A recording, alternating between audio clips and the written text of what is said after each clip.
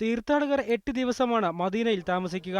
താമസത്തിനും 3 നേരത്തെ ഭക്ഷണത്തിനുമായി 620 റിയാലാണ് മദീനയിൽ ചെലവ് വരിക. 6 കമ്പനികളാണ് താമസ ഭക്ഷണ സൗകര്യം ഒരുക്കുന്നത്. 3 സ്ഥാപനങ്ങൾ നേരിട്ടും 3 സ്ഥാപനങ്ങൾ പുറത്ത് കരാർ നൽകിയുമാണ് ഭക്ഷണം വിതരണം ചെയ്യുന്നത്. രാവിലെ ചായയും ബിസ്ക്കറ്റും ബണ്ണും, ഉച്ചയ്ക്ക് ഊണും ഇറച്ചിക്കറിയും റൊട്ടിയും സലാഡുമാണ് വിഭവം. രാത്രി ചപ്പാത്തിയും പച്ചക്കറിയുമാണ് നൽകുന്നത്. ഭക്ഷണം ഉണ്ടാക്കുന്നത് മുതൽ വിതരണം ചെയ്യുന്നതടക്കമുള്ള ഘട്ടങ്ങൾ ഹജ്ജ് മിഷന്റെ നേതൃത്വത്തിലുള്ള സംഘം പരിശോധിക്കുമെന്ന് ഹജ്ജ് കോൺസുൽ മീഡിയ വണിനോട് പറഞ്ഞു.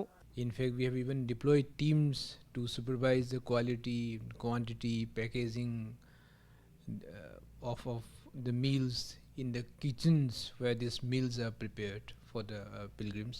മുൻ വർഷങ്ങളിൽ ഹോട്ടൽ ഭക്ഷണമായിരുന്നു തീർത്ഥാടകരുടെ ആശ്രയം. മറ്റു ചിലർ ഹോട്ടലുകളിൽ പാചകം ചെയ്യാറുമായിരുന്നു പതിവ്.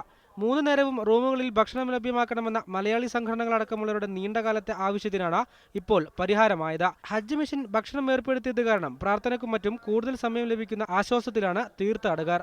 Rabeeh Muhammad, media 1, Medina.